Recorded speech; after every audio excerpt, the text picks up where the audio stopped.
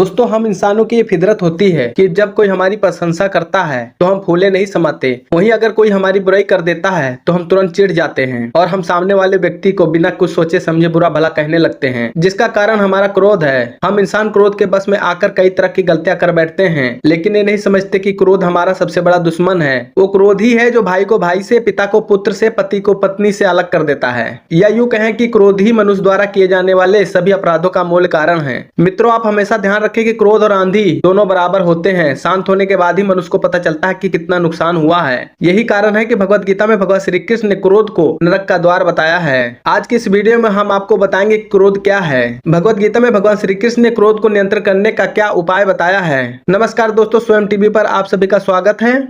और इस वीडियो का पहला भाग आपने नहीं देखा है तो लिंक डिस्क्रिप्शन में है, आप जाकर के देख लीजिएगा। भगवत गीता के दूसरे अध्याय में भगवान श्री कृष्ण कहते हैं कि क्रोध मनुष्य की वो भावना है जो उसके सारे जीवन को कष्टों में घिरे रखते हैं। जो मनुष्य बात बात पर क्रोधित हो जाए वो अपनी संपूर्ण जीवन ना तो तरक्की कर सकता है और ना ही वो सुखी रह सकता है, क्योंकि क्रोधित मनुष्य ना तो उम्र की मर्यादा समझता है और ना ही ज्ञान की भाषा। इससे मनुष्य में कब और कहां किस कारण क्रोध पैदा हो जाए कुछ कहा नहीं जा सकता। मनुष्य के अंदर जब क्रोध जन्म लेता है तो तुरंत ही उसकी विचार करने की शक्ति खो जाती है। उसकी आंखों पर क्रोध रूपी अंधकार का पर्दा छा जाता है। ऐसी स्थिति में वर्षों के संबंध पल भर में टूट जाते हैं और संपूर्ण जीवन नष्ट हो जाता है। अगर आपको हमारी बातें समझ नहीं आ रही हैं तो किसी रोज कोई कारागार में भ्रमण कीजिए, जहां आपको अधिकतर अपराधी क्षण भर के क्रोध का दंड भोगते नजर आएंगे। और इससे बड़ी विडंबना ये है कि अधिकतर मनुष्य क्रोध से होने वाले नुकसान के बारे में जानते हुए भी समय आने पर अपने क्रोध पर अंकुश नहीं लगा पाते। वो बार बार क्रोध न करने का प्रण लेता है, परंतु जैसे ही उसकी कोई इच्छा पूर्ति नहीं होती या फिर कोई व्यक्ति किसी काम में उससे आगे निकल जाता है वो तुरंत क्रोधित हो जाता है। मित्रों, अब ये सवाल उठता है कि क्रोध वास्तव में है क्या और ये क्यों जन्म लेता है और मनुष्य उस पर अंकुश क्यों नहीं रखता। तो चलिए आपको उदाहरण के जरिए समझाता हूँ। उदाहरण के लिए आप सभी ने देखा होगा कि एक छोटे बालक को किसी वस्तु की इच्छा होती है तो वो उस समय नहीं मिलती, या फिर कोई भयभीत करता है तो प्रतिक्रिया देता है। बालक की प्रतिक्रिया क्रोध है, क्योंकि बालक निर्बल और निस्सहाय है। बालक अपने से बड़ों को अपने वजूद का एहसास कराने का प्रयास करता है। ऐसे ही मनुष्य जब बड़ा हो जाता है तो उसके मन में कुछ पल कुछ पाने की इच्छा कर जाती है, और जब उसकी वो इच्छा पूरी नहीं होती तो वो क्रोध के बस में आ जाता है। फिर उसकी सोचने की सारी शक्ति छिन्न भिन्न हो जाती है और फिर वो ऐसा काम करना पड़ता है जिसे वो शांत मन में नहीं रहना चाहता। अर्थात यह क्रोध वास्तव में बालक जैसे व्यवहार का नाम नहीं। इसके अलावा जो मनुष्य के अहंकार का वो घाव होता है, जब उसे किसी से भय नहीं लगता या फिर कोई वस्तु उसे प्राप्त नहीं होती, तब मनुष्य को क्रोध आता है। किसी बालक की भांति फिर भी हम बालक की भांति विरोध करना बंद नहीं करते।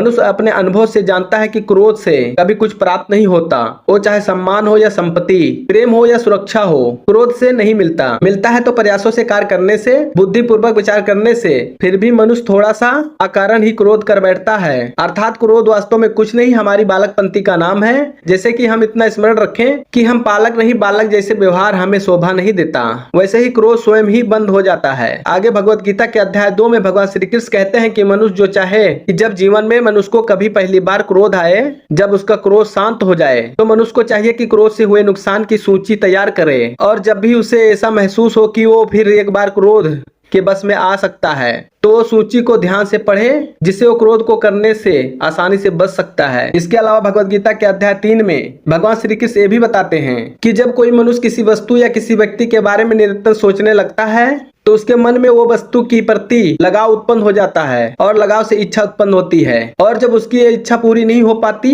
तो क्रोधित हो उठता है। इसके अलावा जब किसी मनुष्य को कर्म के अनुरूप फल नहीं मिलता तो उस परिस्थिति में विकार उत्पन्न होता है। इसीलिए श्री कृष्ण भगवत गीता में कहते हैं कि मनुष्य को निरंतर अपने कर्म करते रहना चाहिए, न कि फल की चिंता करे। साथ ही श्री कृष्ण भगवत गीता में कहते हैं कि क्रोध का एक प्रमुख कारण है मनुष्य द्वारा ग्रहण किए जाने वाले भोजन पर है। जो मनुष्य वास्तविक भोजन करता है वो कभी क्रोधित नहीं हो सकता, जबकि जो मनुष्य नाम से कि आप राजभोग ग्रहण करते हैं उस पर क्रोध चंदा भी हो जाता है। अर्थात मनुष्य को चाहिए कि क्रोध रूपी अंधकार से बचने के लिए वो सोच समझ कर बोले और काम करे, साथ ही वो जो कर्म करना चाहिए और उसके परिणाम के बारे में पहले ही भली भांति विचार करे। तो उम्मीद करते हैं आप सभी को हमारा वीडियो पसंद आया होगा। तो वीडियो पसंद आया है तो वीडियो को लाइक शेयर जरूर करें, और ऐसे ही ज्ञानपूर्वक वीडियो देखने के लिए आप हमारे चैनल स्वयं हिंदू टीवी को सब्सक्राइब करना न भूलिए। वीडियो देखने के लिए धन्यवाद।